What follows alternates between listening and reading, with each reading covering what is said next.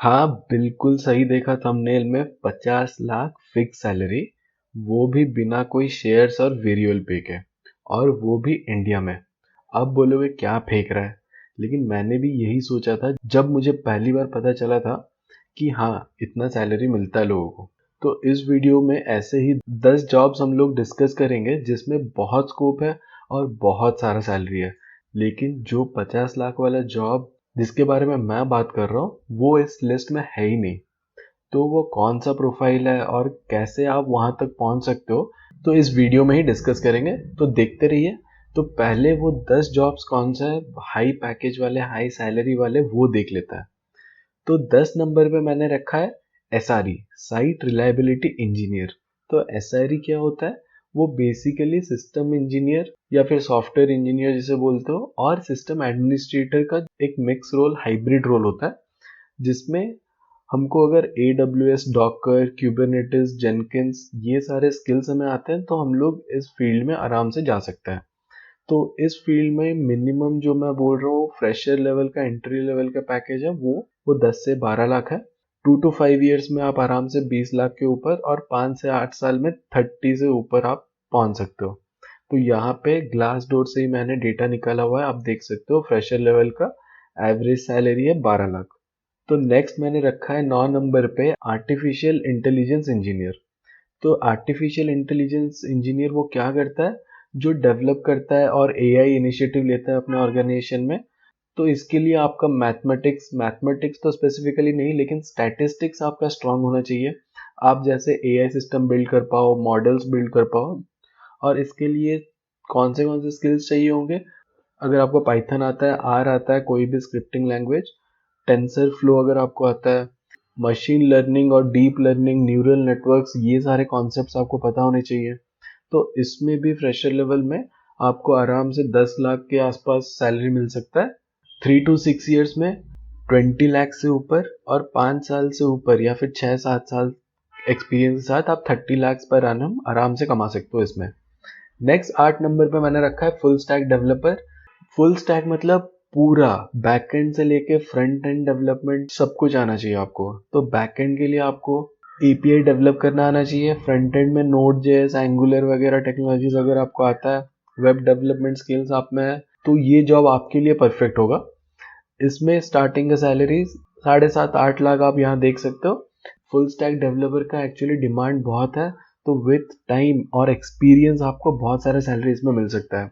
तो next 7 number पे हम लोग ने रखा है डेवऑप्स इंजीनियर।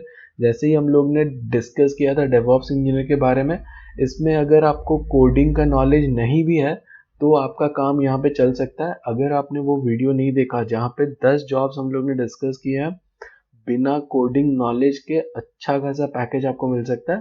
तो लिंक मैंने डिस्क्रिप्शन में दे दिया है, आप जाके वो वीडियो भी देखो। अगर आपको कोडिंग में इतना इंटरेस्ट नहीं है तो आप अपना पाथ उस हिसाब से चूज कर सकते हो। तो डेवऑप्स इंजीनियर को क्या आना चाहिए? गिट हो गया, जेनकिंस हो गया, लिनक्स यूनिक्स कमांड्स हो गए, कोडिंग स्क्रिप्टिंग लैंग्वेज अगर आपको आता है, शेल स्क्रिप्टिंग तो बहुत बढ़िया है, पाइथन अगर आता है तो बहुत बढ़िया है। आप इसमें भी 8 लाख 9 लाख आराम से कमा सकते हो। और विथ ये सब फ्रेशर लेवल के सैलरी में बात कर रहा हूँ, विथ एक्सपीरियंस आप 20-30 लाख आराम से पहुंच सकते हो। नेक्स्ट 6 नंबर पे मैंने रखा है ब्लॉकचेन इंजीनियर। तो ये एक बूमिंग टेक्नोलॉजी है। आप डे टू डे लाइफ में भी इथेरियम, बिटकॉइन वगैरह आप सुनते ही हो, ब्लॉकचेन टेक्नोलॉजी आप सुनते हो। तो उसके लिए आजकल डिमांड बहुत ज़्यादा बढ़ रहा है। तो ब्लॉकचेन इंजीनियर का डिमांड यहाँ पे आप देख सकते हो, सैलरीज इन बैंगलोर 8 लाख। तो इसमें इतना डिमांड है लेकिन लोग इसमें है ही नहीं। तो इसमें अगर आप जाते हो तो सोचो आपका कितना स्कोप होगा। और आईटी में पैसा वहाँ है जहाँ पे डिमांड है। कोई आपको अगर 1 लाख भी दे रहा है तो उसके लिए उसको मिनिमम 5 लाख मिल रहा है, इसीलिए वो आपको 1 लाख दे रहा है। तो जहाँ पे डिमांड होगा वहां पे आपको हाई सैलरी मिलेगा ही मिलेगा। या फिर आप किसी चीज में बहुत अच्छे हो तो वो आपको रख सकता है हाई सैलरी के साथ। तो 5 नंबर पे हम लोग ने रखा है बिग डेटा इंजीनियर। अगर आप एसक्यूएल में अच्छा हो तो मैं तो आपको सजेस्ट करूंगा तो आप बिग डेटा टेक्नोलॉजीज की तरफ जाओ, जिसमें आपको Hadoop, spark, data warehousing technology सीखने पड़ेंगे। और अगर आपके पास प्रोग्रामिंग स्किल्स भी है और आपका कम्युनिकेशन स्किल्स अच्छा है तो आप इजीली बिग डेटा इंजीनियर में बहुत अच्छा कर सकते हो। इसमें आप देख सकते हो एंट्री लेवल सैलरी या फिर 0 to 3 years आप बोल सकते हो, 8.5 लाख या फिर 9 लाख के आसपास। सारे डेटा ग्लास डोर से हैं, तो आप आराम से इस चीज पे भरोसा कर सकते हो, मजाक नहीं कर रहा मैं। तो 4 नंबर पे मैंने रखा है डेटा साइंटिस्ट। तो रिसेंटली मैंने बहुत सारे इंटरव्यूज लिए हैं। कोई नया नया कॉलेज से आता है तो उसके सीवी में डेटा साइंस मशीन लर्निंग लिखा ही हुआ होता है, लेकिन लोग सिर्फ डेटा साइंस मशीन लर्निंग बोलता है, लेकिन एक्चुअली वो चीज़ है क्या और उसके लिए कैसा प्रिपरेशन चाहिए वो करते नहीं है। लेकिन आप सीरियसली अगर डेटा साइंस की तरफ जाना चाहते हो और आपको machine learning, algorithms, data modelling और पाइथन वगैरह में कोडिंग और एनालिटिकल स्किल्स आप में अच्छे हैं, तो आप आराम से उसे चूज करो data science as a career, और आप इसमें बहुत ग्रो कर सकते हो। आप यहाँ देख सकते हो 10 लैक्स, अभी तक हम लोग जितना भी देख रहे हैं 8.5 लाख 7 लाख, यहाँ पे 10 लैक्स। और आजकल इतना डिमांड है डेटा साइंस में, अगर आप उसमें अच्छे हो तो आप कहाँ से लेकर कहाँ तक ग्रो कर सकते हो आप इमेजिन भी नहीं कर सकते हैं। तो अभी तक हम लोग ने जितने भी जॉब डिस्कस किए उसमें आप फ्रेशर लेवल पे भी एंट्री कर सकते हो, या फिर आपको अगर 1 2 साल 3 साल एक्सपीरियंस है तो आप इजीली इसमें घुस सकते हो। लेकिन जो नेक्स्ट 3 जॉब बहुत ही हाई पैकेज वाला है, उसमें अगर आपको जाना है तो उसमें आपको बहुत सारा एक्सपीरियंस चाहिए, क्योंकि आप अगर प्रोग्रामिंग में भी अच्छे हो, आप अगर डेटाबेस में भी अच्छे हो, लेकिन उतना आउटलुक नहीं होता है एक कंपनी में एक प्रोजेक्ट पूरा बिल्ड करना फ्रॉम स्क्रैच, उसके लिए कौन से टूल्स चाहिए वो डिसाइड करना। अगर आपका क्लाउड प्रोजेक्ट है तो कौन सा क्लाउड टेक्नोलॉजी चूज करना, तो उसे कौन करता है, उसे करता है आर्किटेक्ट। तो यहाँ पे 3 और 2 नंबर पे मैंने रखा है क्लाउड आर्किटेक्ट और सॉफ्टवेयर आर्किटेक्ट। तो आर्किटेक्ट लेवल पे आप अगर पहुंचना चाहते हो विथ एक्सपीरियंस, और अगर आपका आउटलुक बहुत अच्छा है, तो आप इजीली इन सारे जॉब्स में आप जा सकते हो। तो इसके लिए मिनिमम आपको एक क्लाउड टेक्नोलॉजी आना चाहिए, AWS हो गया, GCP हो गया, और इसमें बेसिक कम्युनिकेशन स्किल्स तो आपका बहुत अच्छा होना चाहिए। और क्लाउड आर्किटेक्चर, क्लाउड एप्लीकेशन का आर्किटेक्चर आपको अच्छे से पता होना चाहिए। माइक्रो सर्विसेज आर्किटेक्चर क्या होता है, different different type of design techniques आपको आने चाहिए। कैसे एक एप्लीकेशन डेवलपमेंट फेज से टेस्टिंग फेज से जाके डिप्लॉय होता है, सारे चीज़ों का नॉलेज आपको होना चाहिए। नेक्स्ट जो एंड में मैंने रखा है वो है प्रोडक्ट मैनेजर। तो ऑब्वियसली प्रोडक्ट मैनेजर तक आपको अगर पहुंचना है और आपने बहुत ही फ्रेशर लेवल से स्टार्ट किया है तो विद टाइम आप आराम से पहुंच सकते हो, लेकिन उसके लिए कुछ स्किल्स चाहिए होंगे। प्रोडक्ट लाइफ साइकिल मैनेजमेंट आपको आना चाहिए, उसके कॉन्सेप्ट्स आपको बहुत एक ब्रॉड अंडरस्टैंडिंग होना चाहिए प्रोजेक्ट का। कम्युनिकेशन स्किल्स आना चाहिए क्योंकि क्लाइंट से बात करना रहता है आपको। डॉक्यूमेंटेशन स्किल्स आना चाहिए, जीरा वगैरह आपको आना चाहिए यूजर स्टोरीज बनाने के लिए।